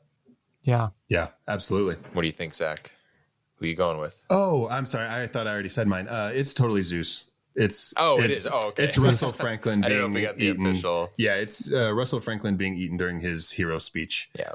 Because of the pure shock value. Like it was just great. But now it is time for a segment that we like to call The Real Monster. Run, run, run as fast as you can. You can't catch me. I'm the gingerbread man. You're a monster. I'm not the monster here. You are. You and the rest of that fairy tale trash poisoning my perfect world. Now tell me, where are the others? Eat me. Danny, who are your real monsters for Deep Blue Sea? Let me pull out my little checklist because I have quite a few. Okay. I have LL Cool J as Preacher doing that weird tongue thing to his parrot earlier. I don't know if you guys noticed, but it really like took me out of the movie. Can you do it now? Yeah. I don't even know. It's like a like he just like, does, like he like tongues the parrot. Like it's weird. It's as weird as I'm like describing it. Like I don't know how to unweird it. Okay. Yeah. So like I know LL Cool J is like he like licks his lips all the time and that's like a thing, right? Wait, what? Yeah. No, you're right. He does. That's a he does. thing? He's a lip licker. Yeah. That's so. I'm like you he's- saying it. I'm like, oh yeah. Yeah. He's like a lip licker, but then because it turns them into kind of like a little bit of like a kiss. It's like Oh yeah. it's like one of those. Yeah. Yes, that was Wait, guys, I'm getting like hot and bothered. LL Cool J. Yeah, totally. Okay, but then he does it with the bird? Yeah, he does this weird thing where he's like, I think it's forget when what he says something like your weird little tongue or something. Is it when he says that to he's the like, bird? and he's like, I'm like, Yeah. stop. I'm like, if there was someone in the room, maybe it would be funny, but he's just doing it by himself. So I'm like, it's not necessary. I don't know. It's uncomfortable to watch. So sorry, Preacher. I have the scientists for recklessly endangering the sharks. So more of a real monster. Yep. And then I'll just pull Susan into that mix specifically. What else? Oh, I guess I only have one more. I thought I had. I think I wrote a lot for some reason. Sure. And then whoever decided to evacuate Whitlock during the storm. Like I get it. Oh yeah. Serious injury, but there is a room full of doctors. I feel like they could have done something to stop the bleeding and at least wait for the storm to settle. Very smart. Yeah. Because that is just poor decision making. Yeah. No one involved there was like taking a second to say, okay, let's assess. Maybe let's wait a second. The storm is going to pass. But you know who's to blame, I guess, is Brenda. She should have been like, Brenda. okay, I hear you, but so there's this thing going on, but she was just like, okay. Wait a second. Is it let's do official? Did Brenda deserve to die? By helicopter fire? Brenda Wow. is the real Maybe monster. actually, yeah. Brenda was She was not creating thinking. like a playlist for her like tomorrow's like music that she was gonna pump out. She's like, oh my god, whatever. Sure, I'll call a helicopter.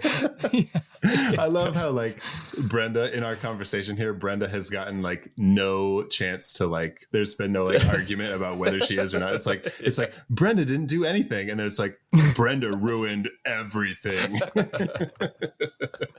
What an arc. Yeah, I love it. But yeah, those are my my monsters, my real monsters. Okay, those are Good list. I have three. Two of them could probably be lumped into one, I guess. But Okay. Number one is like we don't always have serious ones, but I'm going to go with Alzheimer's. It's just shit, right? Yep. But then I mentioned this earlier, water that you can't see under.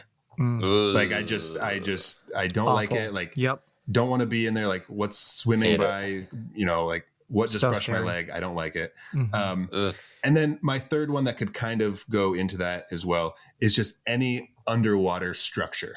Yeah. Like you go into like an aquarium or something. Like we just recently went to the Dallas Aquarium and like there's a thing like one of those tunnels where you like walk through and the sharks are like swimming over you and around you. And it's like, this is cool and all, but I'm honestly freaked the fuck out. Yeah. It's like the chance of collapsing is very low, but it's not zero.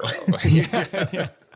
That alone is reason for caution. And the chance of a shark throwing someone in a stretcher at that to break it, is not zero. It's never zero. Yeah. Yeah. So that freaks me out. And so just Aquatica, the structure of Aquatica, this research facility is my real monster. So it's so funny. It really is like such an unnecessary little facility. And the fact that they had like no system for how to get to the top if something happened. Yeah. They have this huge underwater structure. Lots of smart people went into building this, I'm sure. The water comes in and they're like, oh, we can't go this way. We can't go this way. We can't go this way. We can't go this way. Like, I feel like, I don't know, there should have been. That's so a great funny. point. Yeah. Why were they not just at an aquarium? Like a controlled environment. Yeah. Why did they have to do all this under? It also just seems more expensive. Right. She's like, we ran out of funding. That's why that whole scene where she meets with the guy, he's like, well, why did you build the thing? It all went to the thing. You could have put it into the sharks and the research. Yeah. He's like, you didn't want to just bring the sharks here? We all have to go out there. Okay. He's like, we literally wouldn't have to pay for the transportation. I own all the equipment. I'm not going to charge you for it. I'm going to charge you for this entire facility in the middle of the ocean. Which one thing I do want to note, since we're talking about this, some of these scenes, a lot of these water scenes were filmed in the same tanks that they shot Titanic in. I did see that, which is pretty cool. Yeah, that's pretty cool. Glad they got their mileage out of it. It wasn't just Titanic. Let's have some more movies film here. Right. Mark, do you have any real monsters for Deep Blue Sea? Yes. So this is great. I have a few, and you've touched on some of them. So I'll just say I think I have 3. Okay. First up, talking about Aquatica. Is that what it's called? Aquatica, right? Yes. Yeah. Yeah, smart people built it, but they have not maintained the rungs, the ladder. Wait, that's such a good point. I mean, like, who in facilities is gonna just let that slide, right? So, real monster is facilities, operations, person, team, department. Right? That's so what I'm like, this is a prison that you guys just like, remodeled a few sections of, Yeah. So that's hilarious. I didn't even think of that. Right. Yeah. So, so that's like sort of one. Another one going with your Alzheimer's, Zach. Absolutely. I was going to say Alzheimer's. And then last but not least, it's going back to an amalgamation of Preacher, of LL Cool J himself, of the songs he made for this movie. Just the LL Cool J of it all is the real monster for How me. How the mighty have fallen. Great in Halloween. So great. I would have happily accepted him, for Halloween Resurrection. Never came back. But Deep Blue Sea, just, I know we needed someone kind of comical, maybe not so religious. I don't know. Something about him, I'm like, ugh. So that's so funny. It's such a good point because he is there to be like the comedic relief, but he's also there to be like the heart and the soul and the like. He's kind of carrying literally everything. The soul, like okay, like all right, 100%, like literally praying to like set up the climax of the movie. Right. Yeah. Yeah. So that's so funny. They kind of biffed it. Yeah. I just feel like after a while, I'm like, okay, what are you guys trying to say here? So what is the message? So and I'm just gonna, the song that you mentioned And we had mentioned the lyrics at the beginning. It's so funny. Deepest, bluest, my hat is like a shark's And fin. he made another one. Oh, is there another? That one was the more popular one. There was another one that plays because I watched the full credits. Okay. There's another song that got less airplay, but Deepest Bluest, my hat is like a shark's fin. Like, yeah, I don't get it. What like, hat are you wearing? I was trying to think like Take it 1999, like what was the style of hats? Like, I don't understand. I know. But also just deepest, bluest. Yeah, I'm like, okay, Deepest Bluest. I don't know. I don't It doesn't get work. I mean, like I just don't get it. And if And I it's, feel if like we're the speaking other like one was- technically like deepest is going to be like black. Yeah. So Like if you're at your deepest point, it's not blue anymore. yeah. Just call it- Yeah, just call it something else, going deeper. I don't know. But the other song, I'm trying to look it up. The other song, I think had something to do with a fin. Fin is in it as well. Okay. Like in the title. So Man-made terror, hungry jaws of death. Y'all don't cross my depths. I'll pause your breaths. okay, I was wrong. The fin is okay. Technically, the song is called Deepest Bluest (parentheses Shark's Fin). Right? Gotcha. So that's that one. The other one is just called Say What. Say What. Performed by LL Cool J, written by LL Cool J. Yeah. Wow. Say What. Wow. So play it, and you're going to be like, why? Why? These waters are waist level. The hallways flooded. Lost your scuba gear. The killer's cold-blooded. Oh, see, Sounds like a riddle on Survivor or something. Like, or like in Sharks? Saw, like your killer's Yeah. cold-blooded. Like, oh yeah. god. Or Zeus wrote the riddle for this song. I'm telling you. And then at the end, the post-credit scene is he finds his riddle book and he's like, his musical career takes off. Yeah. He's like, I'm And gonna it's cook like in the something else water. up. He finds his riddle book. It's in the water, but it's like only a little bit of the ink is wet, and he's like, "Oh, thank you, Lord." And then he walks thank away. you, Lord. That's It the ends on a post-credit prayer. scene. Amen. Cut to black. Yeah, he kisses. He does it. He licks his lips and kisses the sky. Thank you, Lord. And then you just see his bird, like the ghost of bird, just like flying past. Yeah, a shadow. Yeah. We just perfected this movie. You're welcome, Rennie Harlan. Now we don't need to obviously get into it, but I'm just curious because I completely forgot. Have you ever watched the sequels? There's Deep Blue Sea 2 and 3. No. And they came years later. Like one of them came out in 2020. Oh my That's gosh. hilarious. Yeah. Have you seen them? No. Yeah. I'll watch a trailer, but something tells me it's like shot on like camcorder. Like it cannot look good. I'm gonna be like right? depressed watching it. Like this isn't even fun. Yeah. Oh, So- okay. And I see here that they took the series in Deep Blue Sea. They took the series in a completely different direction. Oh. So here is the synopsis for Deep Blue Sea 2. Oh no. A pharmaceutical company repeat the mistakes of the past and create super intelligent bull sharks who decide they don't want to be lab rats anymore. Okay. Wow. We're not taking this anymore. Come on, Johnny, break us out of here. Are we sharks or are we sharks? Hey, what am I doing here? Oh yeah, literally. So totally different direction. Let's see. Part 3. Deep Blue Sea 3, studying the effects of climate change off the coast of, I'm not a geography person. Mozambique? Okay. Yeah, that's it. Mozambique? Is that really a place? I don't know. Yeah. Studying the effects of climate change off the coast of someplace. A marine biologist and her team confront 3 genetically enhanced bull sharks. Now a new bloodbath is waiting to happen. There's always just 3 sharks. It's always 3. Always 3. It's always 3. I wonder if It's it's the the same same 3. from part 2. Yeah. They just don't age. They're like, you not only made us smarter, but we'll They're be like, young if we forever. go down to the Antarctica, the water will preserve us and we won't age. Ooh, I love it. I love it. Oh, God. Okay. Now it is time for our final and newest segment. Would you survive the 3 genetically enhanced sharks in Deep Blue Sea? And here we go. It's a hard no. Yeah, for me. absolutely not. I would be eaten so fast. I wish I had a clever response. I just would die. Yeah, I'd like to think I could be very clever and crawl through ovens and, hoist myself up. But something tells me I would die a really stupid death. Like, yeah, exactly. Well, we would all slip and just hit our head or something. Right? Yeah, like I'd be holding onto the ladder and then like I would like itch my butt or something and then like lose my grip and then, something like that. Way to go. Right? Or like a drop drops into my eye and I'm like, oh wait. And you're then like, it's yeah. I would spill my Pinot in the water and it would attract a shark. Yeah.